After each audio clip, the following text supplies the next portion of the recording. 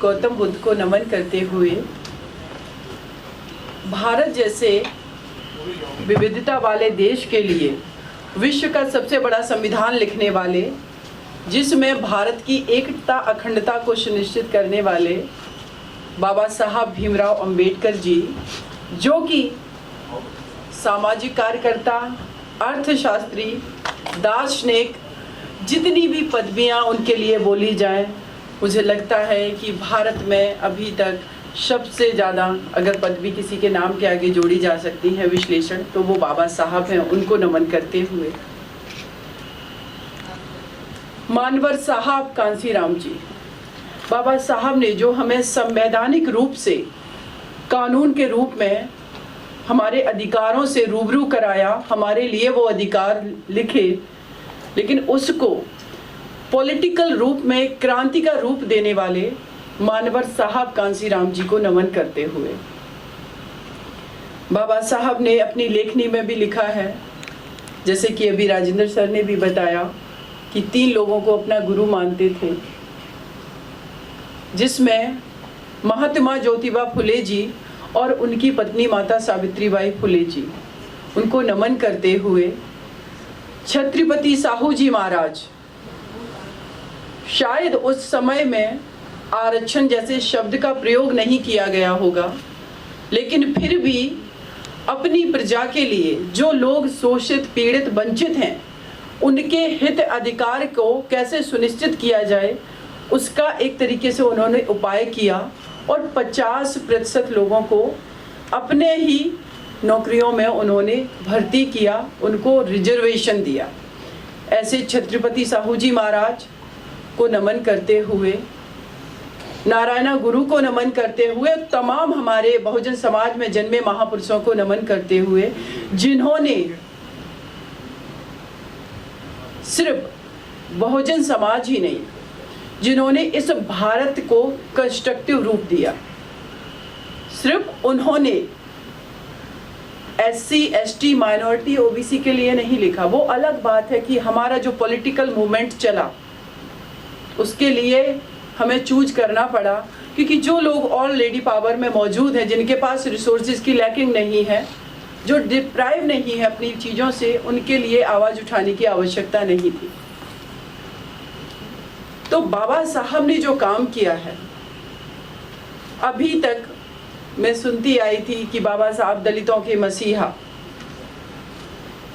By chance जो समाज, जो वर्ग डिप्राइव है, शोषित है, पीड़ित है, वंचित है, और उसके हक अधिकार की बात अगर कोई व्यक्तित्व कर रहा है और वो व्यक्ति भी उसी समाज से आ रहा है, तो निश्चित रूप से वो दलितों के मसीहा हैं और हमेशा रहेंगे।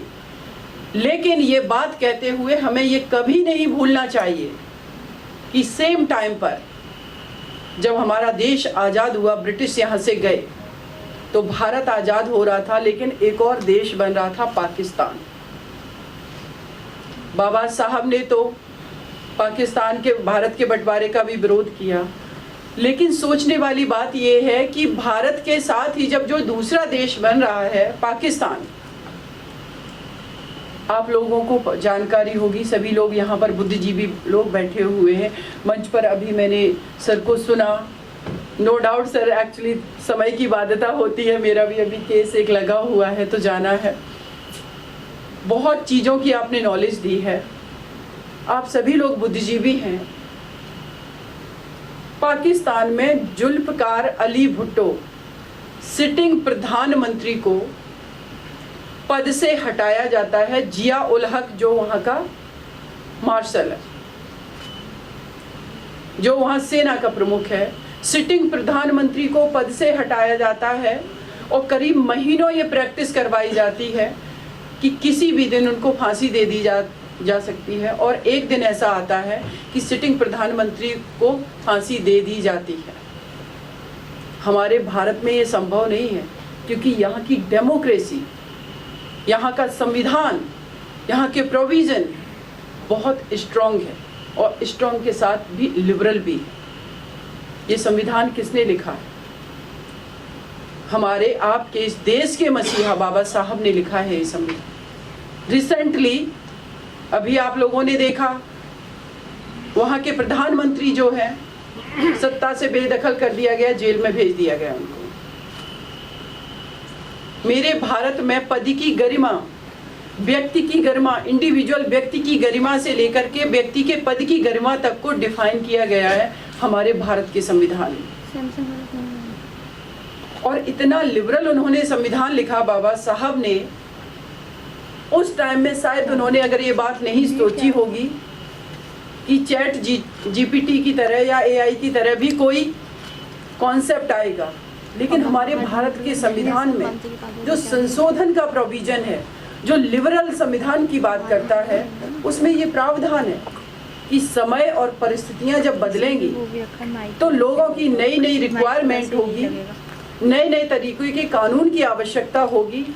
तो कम से कम हमें इतना लिबरल संविधान बनाना है कि उसमें हम समय और परिस्थितियों के हिसाब से संशोधन कर सकें। एक तरफ हमारे भारत की यूनिटी को ब्रेक नहीं होने दिया जा रहा है, दूसरी तरफ राज्यों के हित, इंडिविजुअल के हित का भी ध्यान रखा जा रहा है। रिसेंटली अभी सुप्रीम कोर्ट ऑफ इंडिया में सेम सेक्स मैरिज को लेकर के रेगुलर बेस पर हियरिंग चल रही है। हम इस लेवल पे प्रोग्रेसिव माइंड की तरफ आगे बढ़ रहे हैं। ये आर्टिकल 21 की देन है। Individual right, privacy right, fundamental right, ये सब किसने लिखे हैं? जैसे कि अभी सर ने भी बताया कि बाबा साहब के जो डिबेट हैं उस टाइम के कॉन्स्टिट्यूशनल असेंबली के, उसको हमें पढ़ना चाहिए। लेकिन मेरा ये मानना है कि कुछ लोग ये कहते हैं कि भारत की एकता, अखंडता किसी एक पर्टिकुलर ऑर्गेनाइजेशन के वजह से बची हुई है। हम राष्ट्रवादी हैं। इस देश का सबसे बड़ा अगर कोई राष्ट्रवादी व्यक्तित्व है तो हमारे सामने वो बाबा साहब जो संविधान की किताब हाथ में लिए हैं वो है। शेड्यूल 8 जिसमें लैंग्वेजेस की बात की गई है, 22 भाषाएं। हम लोग कहते हैं कि भारत में हिंदी हमारी राष्ट्रभाषा है, तो एक बार सोचिए कि केरल में बोली जाने वाली मलयालम, उड़ीसा में बोली जाने वाली उड़िया, तमिलनाडु में बोली जानी तमिल, या डिफरेंट जो लैंग्वेजेस हैं, अगर हम उनकी उस लैंग्वेज को प्रोटेक्ट नहीं करते अपने संविधान में, तो क्या वो लोग हमारे साथ भारत को, यूनाइट भारत को जुड़े रहना पसंद करते? अगर हमने उनके कल्चर को नहीं प्रोटेक्ट किया होता तो क्या वो जुड़ा रहना पसंद करते? इतना प्रोग्रेसिव अप्रोच के साथ संविधान लिखा गया है। अदरवाइज बहुत सारी कंट्रीज में हमने देखा कि इन सारी चीज़ों को लेकर के डिस्प्यूट होता रहता है। यूनाइटेड किंगडम में जितनी भी वहाँ उनके साथ में कंट्रीज जुड़ी हुई हैं वो भी अलग अलग डिमांड करती रहती हैं क्योंकि उनके अपने अधिकारों को लेकर के। लेकिन भारत की एकता और अखंडता हमेशा बनी रहे, इसके लिए बाबा साहब ने स्ट्रॉन्ग संविधान लिखा। दूसरी एक और बात मुझे बहुत ज़रूरी है इस मंच पर बोलना, आप सभी लोग बुद्धिजीवी हैं। आर्टिकल 25 से लेकर के 28 तक धार्मिक स्वतंत्रता की बात की गई है।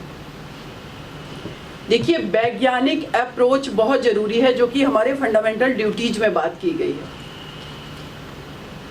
लेकिन अगर उसी संविधान में बाबा साहब आर्टिकल 25 से 28 तक आपके बिलीफ को प्रोटेक्ट कर रहे हैं,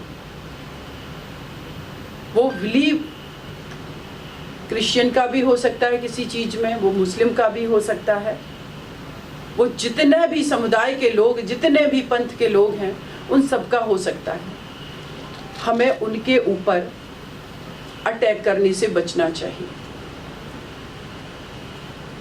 क्योंकि ये उनको भी उतनी ही फ्रीडम दे रहा है जितना फ्रीडम मुझे मिली हुई है अपने बिलीफ को, अपने फेथ को बनाए रखने की। बाबा साहब अकेले थे और हम लोग करोड़ों में हैं।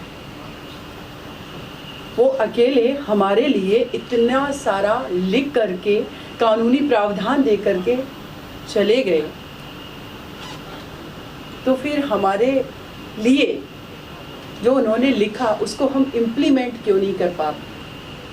तो मुझे एक चीज़ समझ में आती है, लैकिंग ऑफ यूनिटी। और एक बार हमने ये करके दोबारा से दिखाया है पॉलिटिकल भागीदारी से। जब मानवर साहब कांसी राम जी पंजाब से उत्तर प्रदेश में सिस्टमैटिक ढंग से उन्होंने आंदोलन चलाया, तो इस देश को, जो कि मुझे लगता है पॉलिटिकल रिफॉर्म के रूप में, वो चीजें दे दी जो कि असंभव थी। पूरे भारत में आज हम पर्टिकुलर किसी पार्टी की बात नहीं कर रहे हैं, लेकिन बहुजन समाज पार्टी आम जन की पार्टी के रूप में आई।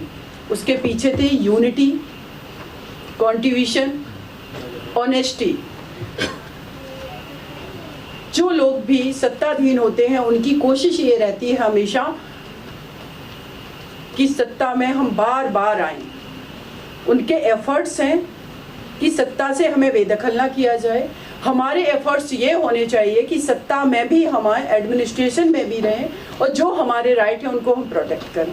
पर बैठी शशि मैम एंड अदर जो हमारे डिग्निटीज़ हैं, रविंदर सर को मैंने सुना, राजेंद्र सर जी को, एक्चुअली मेरे पास सभी लोगों के नाम नहीं थे। श्री राजेंद्र कश्यप सर हैं, special secretary, ministry of law and justice. Shri आर.के. कौरिल सर हैं, डायरेक्टर हैं आप, ministry of petroleum and natural gas. Shrimati Shashi Prasad ma'am हैं एंड ओम कौर मल जी हैं, दयानंद जी हैं, अश्वनी कुमार जी हैं।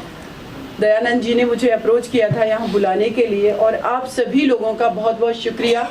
और स्पेशली ONGC के जो हमारे SC ST employ welfare association के सभी मेंबर्स का बहुत बहुत शुक्रिया मुझे यहाँ आमंत्रित करने के लिए।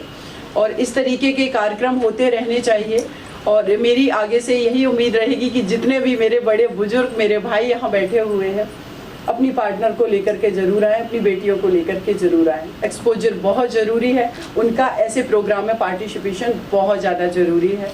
धन्यवाद आप सभी का। नमो बुद्धाय, जय भीम। अगर आपने अभी तक हमारा चैनल सब्सक्राइब नहीं किया है तो सब्सक्राइब करें और घंटी का बटन बिल्कुल भी दबाना ना भूलें, ताकि सभी लेटेस्ट खबरें पहुंच सकें आप पे सबसे पहले।